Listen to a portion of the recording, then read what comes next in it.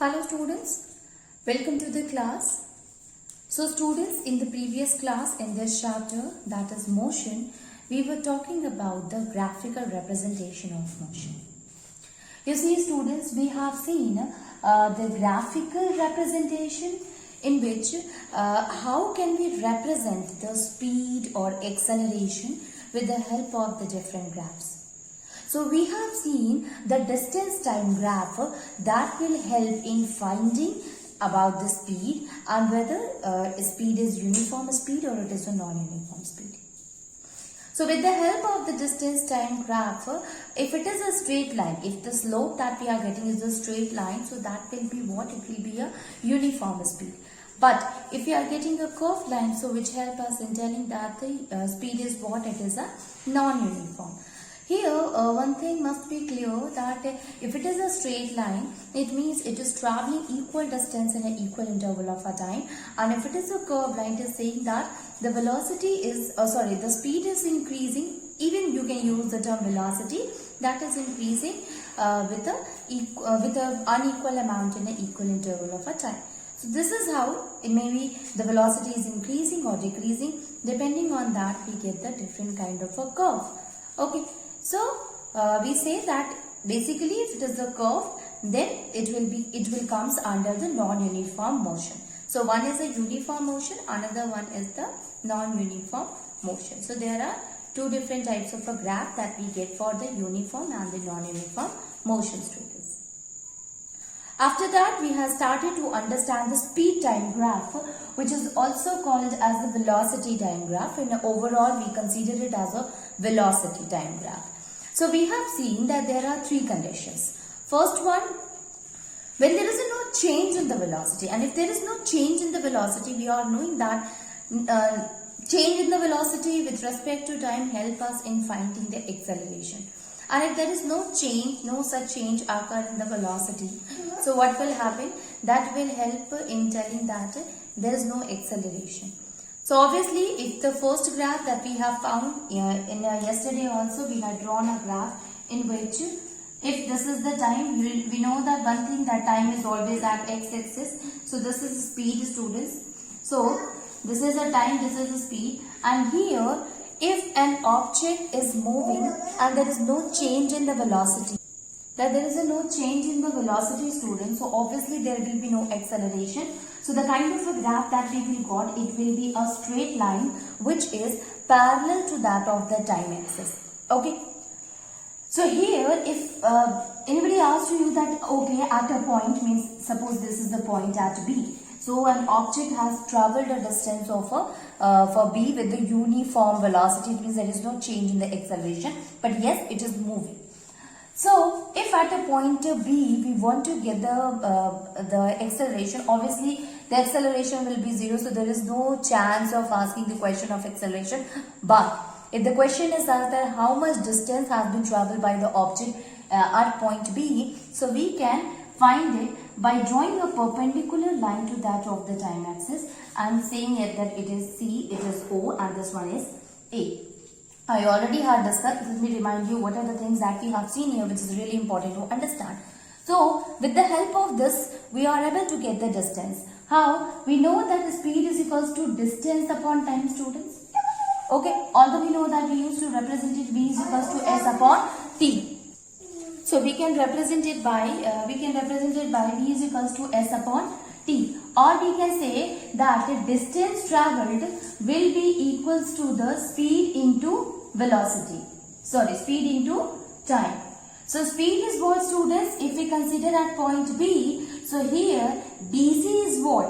This is the speed, and this BC is equals to OA. It is parallel to that, so it will be equals to OA. So distance will be equals to speed, that is OA, and time, how much time it has taken to reach to point B. So that will be means at C only, it is at that time only it reaches to B. So OC will be the time. Now see here, this is OC. OA into OC. Now this OA into OC is what? It is the area of the rectangle OABC. OABC is what? It is the rectangle. Okay, and the area of the rectangle is the, what is the area? That is length into breadth.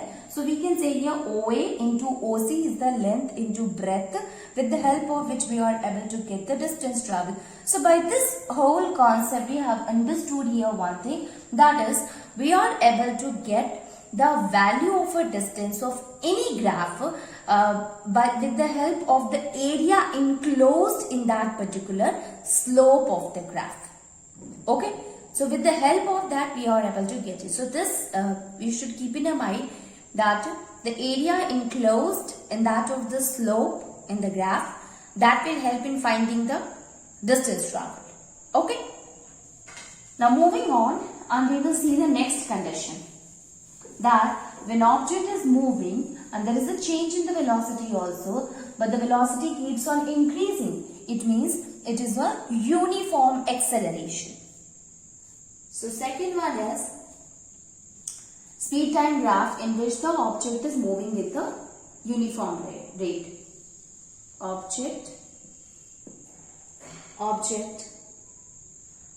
Speed changes with the uniform rate.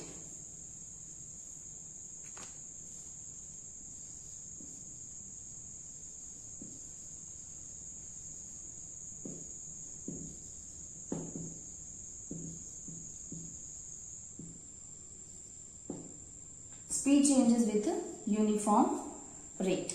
Okay, now you see here, when a body is moving or it is actually showing the change in the velocity, or velocity is increasing, or equal amount of a velocity increase with the equal interval of a time, at that time the kind of a graph that we will get, student, it will be a straight line. We will get a graph that will be a straight line. So this is what, this is O, and suppose at the particular point up to here, this will be at P. So I will tell you about this later on. This is the speed, students, speed, and this is the time. This is x-axis and this is y-axis. So here we can write it that the speed time graph for a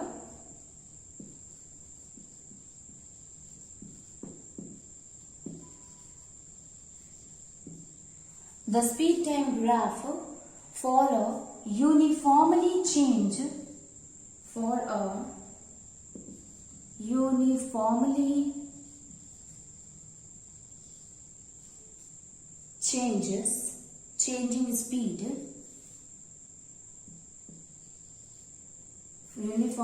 changing speed, will be straight line.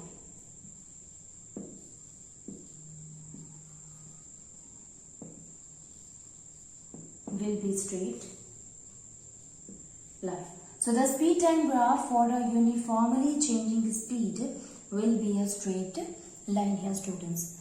Okay, now suppose if we want to find out the acceleration at a point, and where if you want to find the acceleration at a particular point, that is P. So this will be what? This is the speed time graph, students, and this is what? This will help us in finding that of the acceleration. We are knowing that the slope will help us in finding the type of a graph it is. If it is a distance time, then it will gives the speed, and if it is speed time, then it will gives the acceleration. So what we have to do, we have to find the acceleration at this particular point. So I am drawing a perpendicular from that of the O, from that of the P, parallel to that of the time, means perpendicular to that of the time axis and perpendicular to that of the speed axis, and here we will write a name, that is it is Q and this one is R. Okay. So now if we want to find the acceleration here, students, so how can we find it? We know that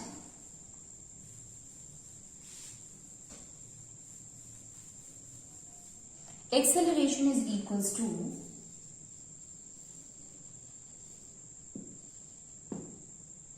change in velocity upon time taken.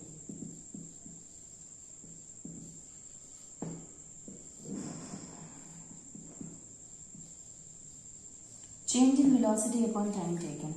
That is what? That is the acceleration, students. Now you see here, what kind of a change in velocity happens here?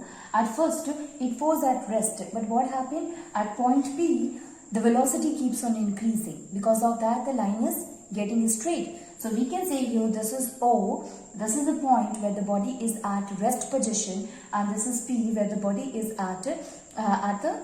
it is having some velocity got increased. So this is the initial, this is the final. So there is a change in velocity happens as the velocity keeps on increasing. So what is the change of velocity happens? So it will be at point P. So point PQ is what? This is telling the change in the velocity. And this PQ is equals to OR.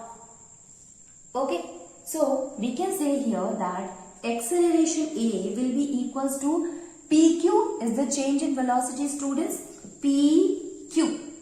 Because at that time it was at rest position, but then at this it becomes there's a change in the velocity. So we will say this is the velocity, students. There is an increase in the speed. So we can say PQ upon time taken by it to reach us to P. So it will be equals to OQ. So this is equals to OQ. So PQ upon OQ. PQ upon OQ is what? That is the acceleration which is produced when the speed changes with the uniform rate. And we know that PQ upon OQ is what? It is the slope. It is the gradient of that of the speed time graph. So with the help of this, we had confirmed that the slope is actually telling the acceleration of the body. So we can write it here that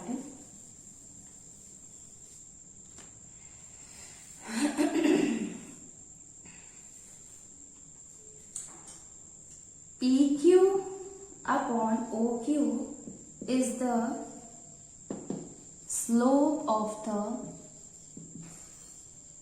speed time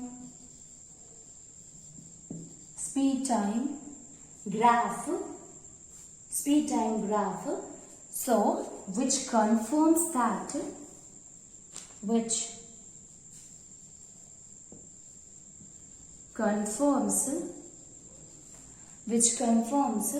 that the slope of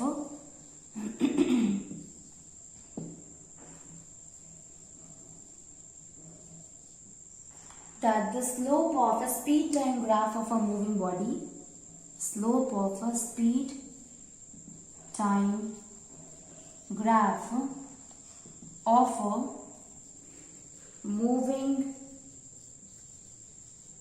body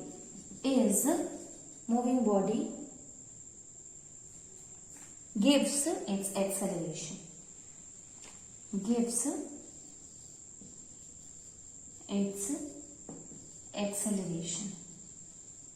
So the slope is actually telling the acceleration here, students. So with the help of this graph, we had find the acceleration. Okay. So by this, whenever the question related to the slope asks, you will always remember that the slope is equals to PQ upon OQ, and with the help of this formula, we will get the value of acceleration. Okay. Moving on, and now we had discussed that how we can find the acceleration, but how much distance traveled by the body at point P, this also we can find with the help of the graph. And we know it very well that the distance, it can be found out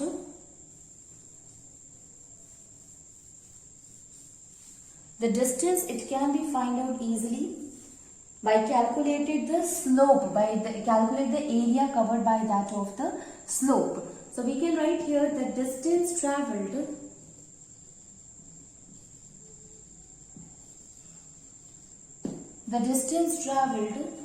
by a moving body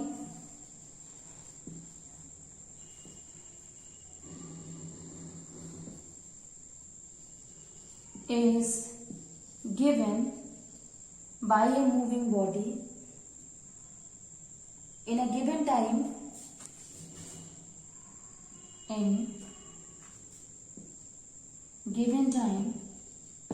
is calculated from the speed time graph. from the speed time graph. Okay, so the distance traveled by a moving body in a given time is calculated from the speed time graph. And how can we find it, students? With the help of the area enclosed in that slope. What is the area enclosed here? This is that particular area which is enclosed in the slope, and that is the triangle OPQ. So we can say here one thing, students, that is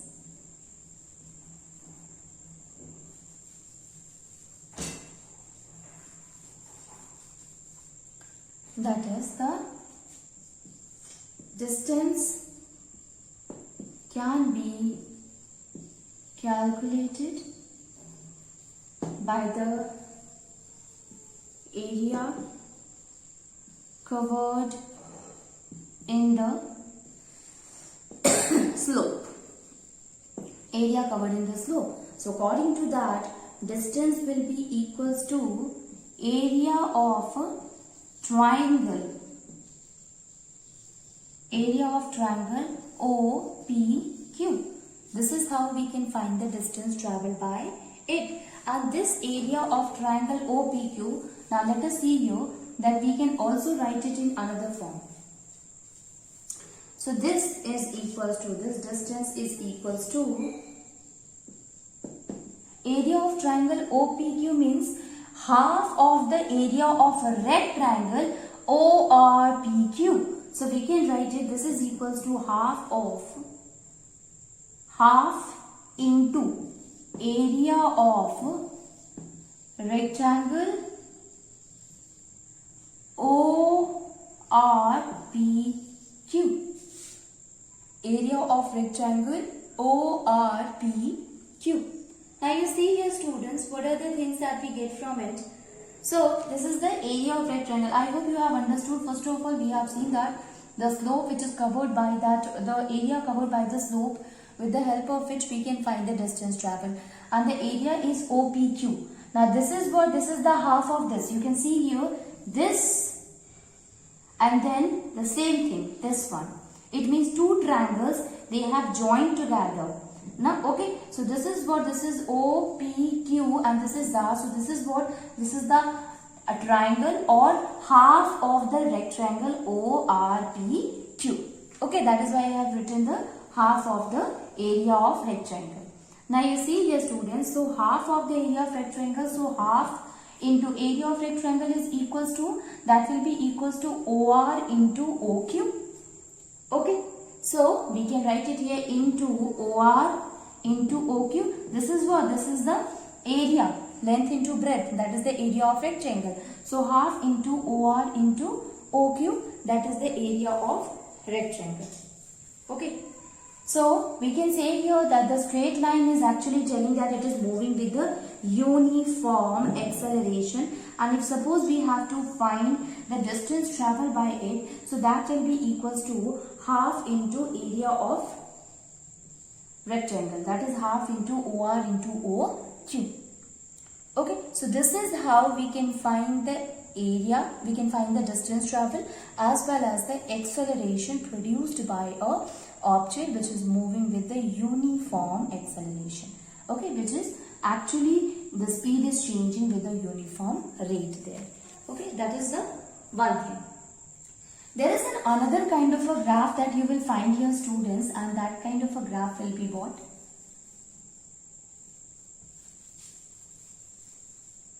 There also the speed will change with the uniform rate.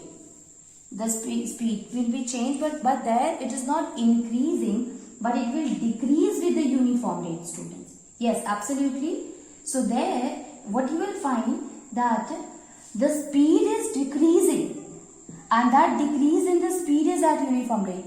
Remember that there is some difference. If it is decreasing or increasing by not a uniform rate but by a non-uniform rate, so that will be a non-acceleration or a non-uniform acceleration.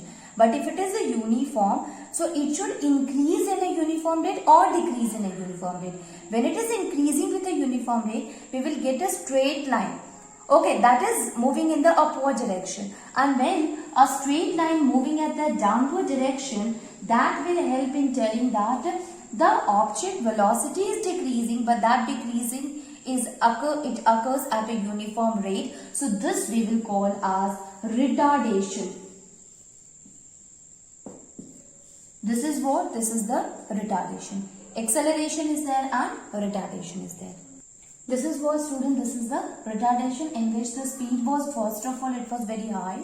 The velocity was very high, and ultimately the velocity of the body keeps on decreasing at a uniform rate, and finally it will come to zero. So that's why the slope, the kind of a slope that we will get is retardation. Remember this slope, student, many times a question related to retardation is asked that what kind of a slope that we get for retardation. So it will be a slope which is moving in the downward directions. Okay. Now here we have seen one thing, and that is the object is moving with a uniform rate, and there what do you have seen the graph? We have seen it is like this. So this actually tells that at the first the object was at rest position, and then its velocity keeps on increasing with the uniform rate. This is the first condition that we get with the help of this graph. This graph is actually telling that since the body is at rest, it means there the velocity was zero and then it increases with respect to time, right? So it is not with every case. Here the velocity is increasing with the uniform rate.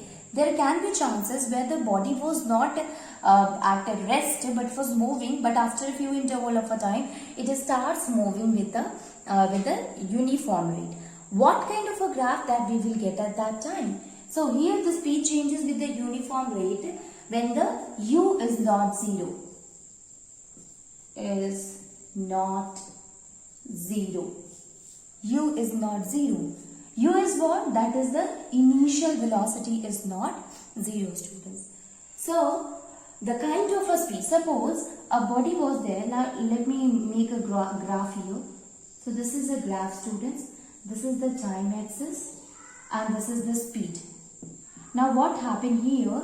The body was at first it was having some initial velocity. So we will not going to make a graph from here. Remember that whenever we are making a graph from O or at this point, it is actually telling that the body was at rest position. It was having value 0. Okay. But here the initial velocity is not 0. The body was moving with certain velocity. At that time, if suppose it moves with the initial velocity up to here, and then it starts moving with the uniform rate, it means its acceleration will become uniform acceleration. So the graph that we will get with this one, it will be like this. It means if this is what, this is OA, we are making a point here B, and this will suppose this is the point that is D. So this OA is what? That is the initial velocity, students. And this, and if suppose we will make another graph from here. So this will be what? This will be the final velocity, which will be equal, if suppose this is R. So this will be the final velocity which will be equals to BD. Which will be equals to BD. Okay, so this AO is what? It is the initial velocity represented by U. And this whole one will be as V. Okay, so here initial velocity is not 0. So how can we find the acceleration? Again, students, we can find the acceleration. So we know that acceleration is equals to change in velocity upon time.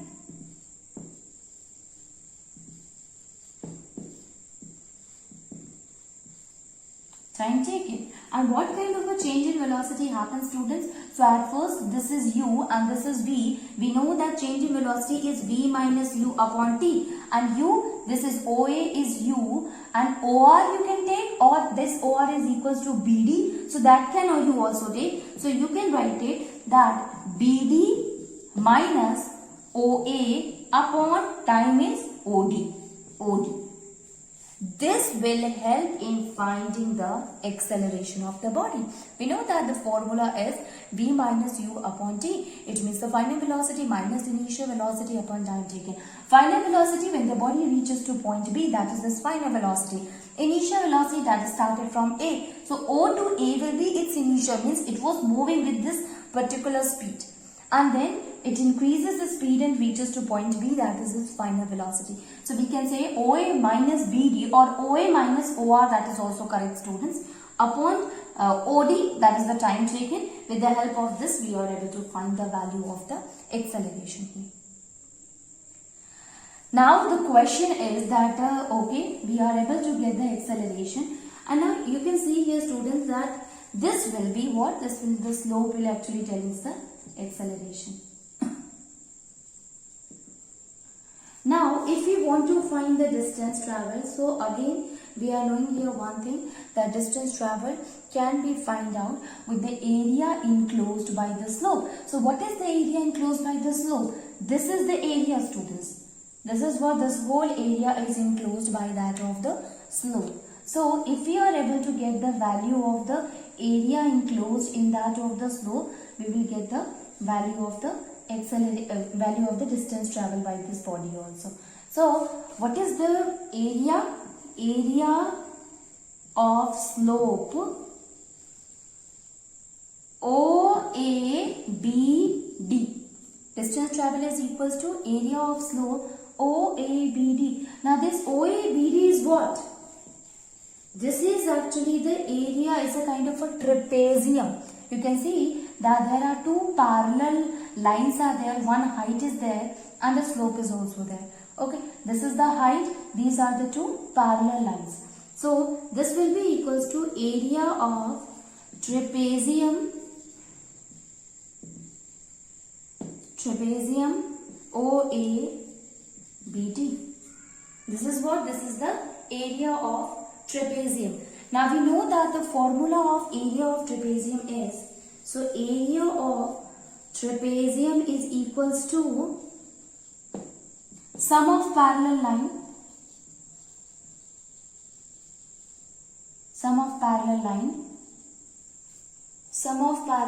into height upon 2.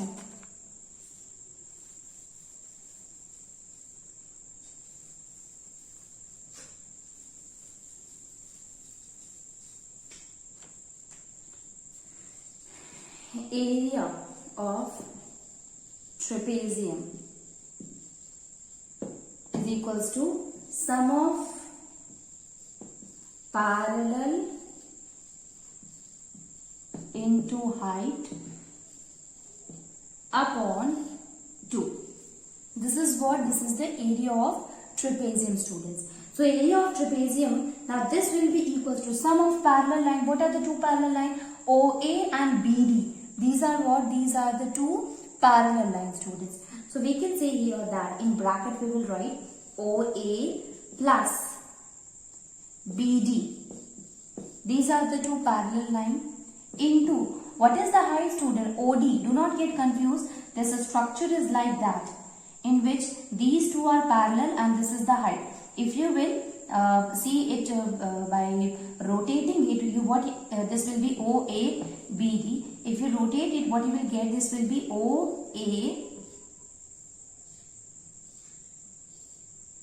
This will be equals to B and this will be equals to D.